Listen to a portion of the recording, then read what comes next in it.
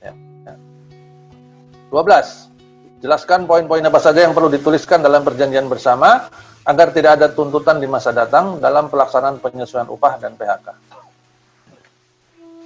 Hal pertama, secara umum ya saya sampaikan, hal pertama adalah para pihaknya dan pemberlakuannya kepada siapa. Kemudian apabila ada jangka waktunya dituliskan, kemudian poin-poin yang disepakati harus ditulis sedetail mungkin. Jangan dibuat kata-kata kiasan. Tuliskan sedetail mungkin sehingga yang membacanya bisa langsung memahami. Ya, adalah sangat baik apabila dicantumkan semuanya detail di dalam satu perjanjian bersama. Ya, jadi yang kadang-kadang yang agak menarik dibuat sesuai lampiran, sesuai surat terlampir, tapi lampirannya nggak ada. Oh, lampirannya nanti, ini dulu tanda tangan, nggak bisa, ya. Jadi itu harus satu paket sekalian. Ya, apabila ada referensi perundangannya ditulis, apabila ada referensi terhadap PKB atau peraturan perusahaan ditulis juga. Ya. Kemudian tanda tangan para pihak, ya. Setelah itu perjanjian bersamanya didaftarkan di Panitera Pengadilan Keuangan Industrial setempat. Itu ya. Nomor 13 sekarang. Jika ingin PHK karyawan dengan kesalahan, namun karyawan defense. Oh, karyawannya melawan, ngotot. Ya PHK saja.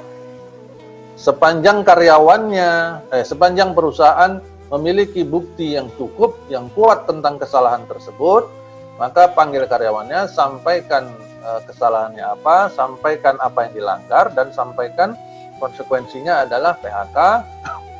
Terlepas dari karyawan mau menerima atau tidak, ya PHK saja. PHK saja, nggak apa-apa. Dan sampaikan kepada yang sangat saya sarankan dalam proses PHK Bapak Ibu adalah kita sebagai HR pada saat melakukan PHK harus menyampaikan kepada si karyawan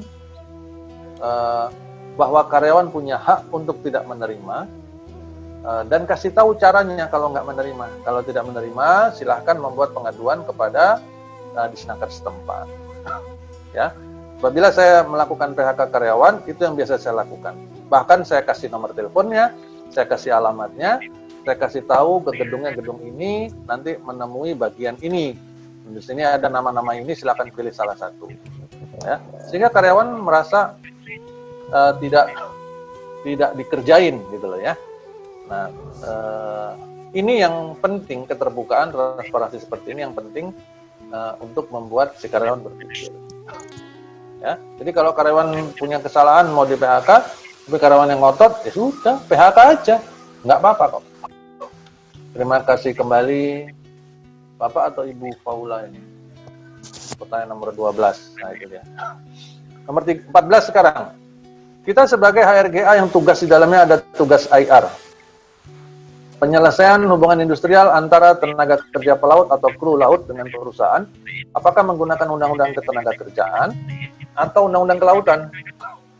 Baik, ada beberapa kekhususan ya Bapak Ibu tentang, kita sekarang fokus bicara tentang pelaut nih. Ya, yang masuk dalam kategori pelaut itu adalah mereka yang memiliki buku sijil namanya, ya. Itu buku pelaut itu ya, dengan catatan buku itu memang asli ya, karena banyak juga yang beredar aspal asli tapi palsu ya, udah disiapin, beli segala macam ya, kayak macam surat dokter lah yang bisa ditemukan di daerah tertentu di Jakarta ini ya.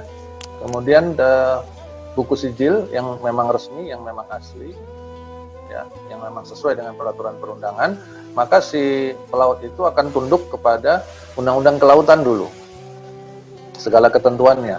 Termasuk nih salah satunya yang penting ya Bapak Ibu perlu ketahui, perjanjian kerja mereka itu menggunakan sistem yang berbeda. Perjanjian kerja mereka itu menggunakan formulir khusus, tidak bisa dimodifikasi apapun, formulir khusus yang didapatkan di sah bandar setempat. Ya. Jadi kemudian di dalam proses penyelesaian permasalahannya pun itu juga di dalam klausa perselisihannya, di dalam formulir itu disebutkan apabila ada perselisihan, penyelesaiannya melalui sah bandar setempat, ya, dalam dirjen kelautan itu. Nah, ini hal yang perlu kita pahami. Nah, di dalam Undang-Undang Kelautan itu ada satu pasal, saya lupa pasal berapa, tapi di sana ada menyatakan apabila tidak diatur di dalam Undang-Undang Kelautan ini, maka segala hal yang berhubungan dengan ketenagakerjaan akan tunduk pada Undang-Undang Ketenagakerjaan pada umumnya. Begitu. Jadi prioritas pertamanya adalah Undang-Undang Kelautannya dulu. Kalau itu diatur dalam Undang-Undang Kelautan, maka penuhi aturan itu. Ya. Kalau dia tidak ada di sana, baru tunduk pada Undang-Undang Ketenagakerjaan.